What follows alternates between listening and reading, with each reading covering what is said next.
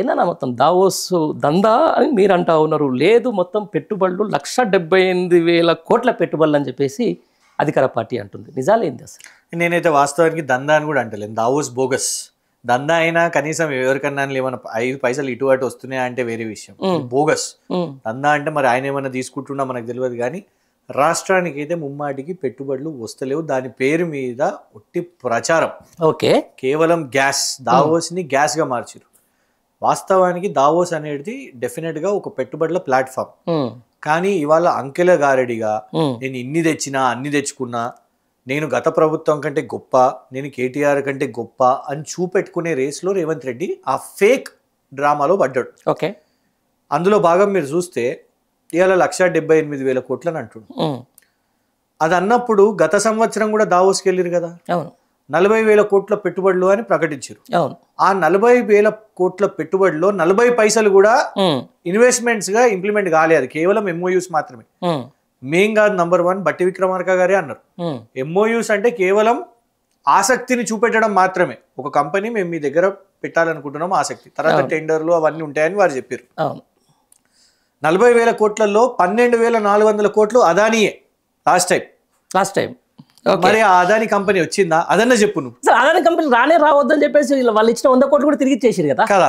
మేము పెట్టిన ఒత్తిడికి నువ్వు రాహుల్ గాంధీ ఏమో అదానిని అరెస్ట్ చేయండి అంటాడు, నువ్వేమో 100 కోట్లు తీసుకుంటావు. ప్లస్ ఈ 12,400 కోట్ల పెట్టుబడులు నువ్వు సంతకం చేసుకొని వస్తావు ఒప్పందాలు గత సంవత్సరం.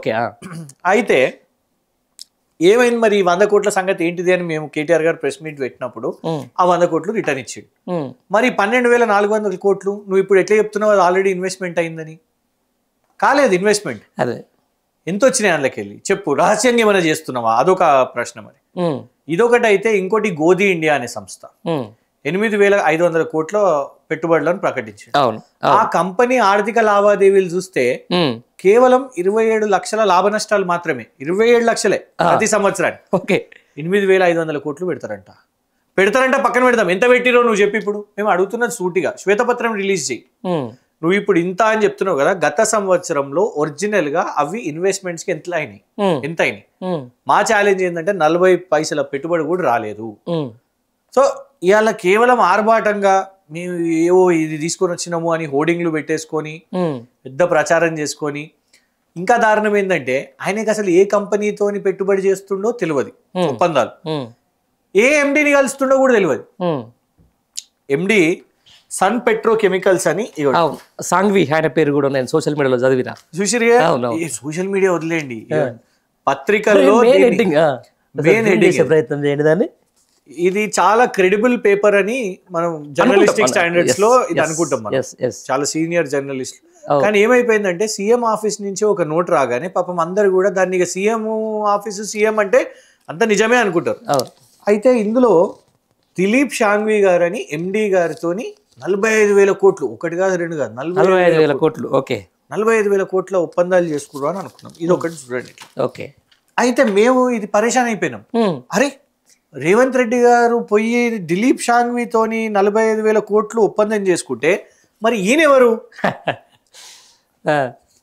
కేటీఆర్ గారు బయో ఏషియా సమిట్ లో ఇగోండి ఒరిజినల్ దిలీప్ షాంఘ్వి ఈయనే, MD of Sun petro chemicals.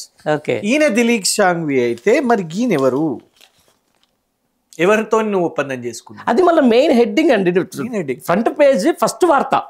మీరు అనొచ్చు కేవలం ఒక వ్యక్తితో ఎట్లుంటది ఇది అని అంటే, లాస్ట్ టైం కూడా వాల్ష్ కర్రా అనే ఒక సంస్థ, అది అప్పుడే ఒక నెల ముందు ఓపెన్ అయిన సంస్థ, వాళ్ళకి పెట్టుబడులు లేవు.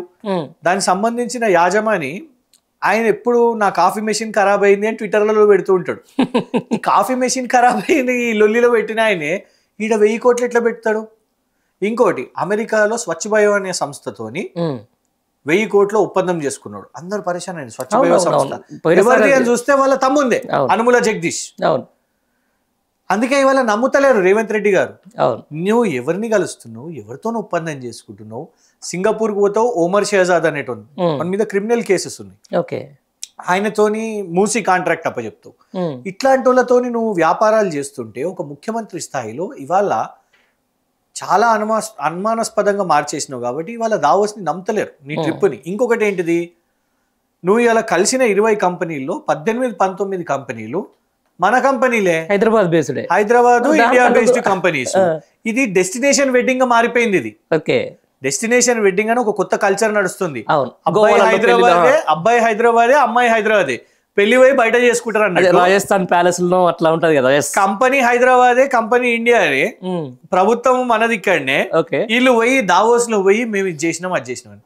చంద్రబాబు నాయుడు గారు అన్న పోయి బిల్ గేట్స్ ని కలిసిండు, ఈయన పోయి పిచ్చారెడ్డిని కలిసిండు, మెగా పిచ్చారెడ్డి, మెగా వాళ్ళని కలిసి నువ్వు అదే చేసుకోవాలనుకుంటే ఇక్కడనే చేసుకో. ఇంకా విచిత్రం ఏంది, మెగా అంటే ఇంజనీరింగ్ సంస్థ అనుకున్నాం. ఆ ఇంజనీరింగ్ సంస్థకి ఇప్పుడు వెల్నెస్ రిసార్ట్, అనంతగిరి కొండలు, అనంతగిరి కొండలను ఇవాళ మెగాకు రిసార్ట్ పెట్టడానికి ఇచ్చేసిండు. ఇది కరోనా టైంలో వెల్నెస్ చేసినారు. అవును. సో ఇవాళ ఏంటంటే మన కొండలను మింగేయడానికి వేసేసిన స్కెచ్ ఇది.